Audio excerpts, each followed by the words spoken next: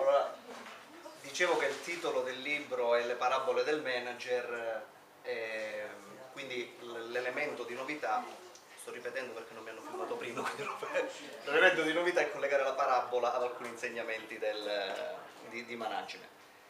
Quello che cambia è l'obiettivo. Se l'obiettivo è aziendale, un leader si trasforma e viene definito manager. Se non è aziendale, quindi non c'è dietro un'organizzazione, il leader può essere anche leader di se stesso o perseguire obiettivi propri.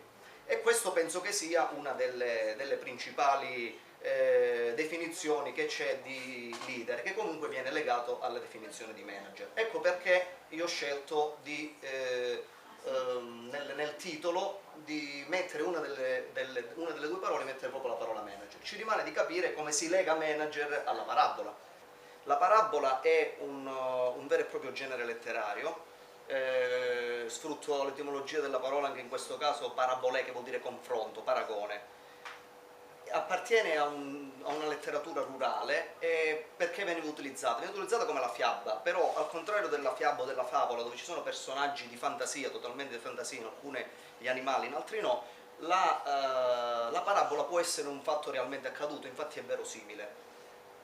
E Gesù Cristo utilizzava quindi le parabole per riuscire a fare un confronto con un qualcosa che avveniva in quel momento e veniva riconosciuto come un qualcosa di buono, mettendo a confronto qualcosa che lui diceva per riuscire a far cambiare idea alle persone, cioè cambiare le cose per renderle migliori. Io ho fatto una ricerca di tutte le parabole, soprattutto di tre evangelisti che sono poi quelli che hanno scritto più parabole in assoluto, Luca, Matteo e Marco, e ne ho selezionato 5 e li ho messi in un ordine sequenziale, facendogli aprire ogni capitolo, però non dicendo niente della parabola, non commentandola. Però la storia del capitolo si evince che la morale di quella parabola, letta in maniera un po' più pragmatica, può dare un insegnamento di pratico utilizzo.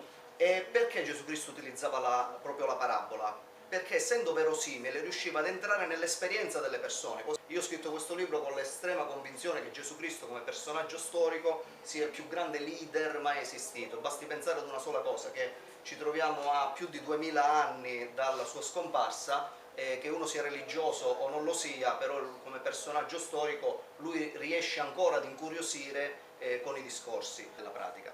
La prima parabola che ho selezionato è una parabola del fico sterile, parabola che è presente solo nel Vangelo di Luca, e tutto l'iter e la sequenza di parabole ha un fine. Io ho un'estrazione aziendale, faccio l'area manager in un'azienda farmaceutica e mi rendo conto che spesse volte nel mondo dell'industria non si dà tempo ad una persona per poter dare i propri frutti. La parabola del fico sterile la riassumo brevemente. Un proprietario di un terreno va dal contadino che si occupava del terreno, gli chiede di tagliare un albero perché dopo 3 anni di cure questo non, anzi forse dopo 3 anni di non cure questo non dava i frutti. Allora il contadino, facendo un mea culpa, dice: lascia che concimi per un altro anno questo albero, se non darà frutti tra un anno lo taglieremo. Allora qual è l'insegnamento manageriale che Gesù Cristo fa in questa parabola? Penso che sia normale per un contadino, se vede un albero che non dà frutti, tagliarlo. Il contadino deve produrre, quindi se non dà frutti un albero, occupa solo dello spazio e beve dell'acqua senza poi dare un reale profitto, è giusto tagliarlo. Però è una parabola che dà valore al tempo da dedicare alle persone. È chiaro che se queste persone, dopo aver dedicato del tempo, non fruttano, è giusto che cambino lavoro o che vengano appunto tagliate. Però è giusto pure dedicare quel tempo necessario e con i modi necessari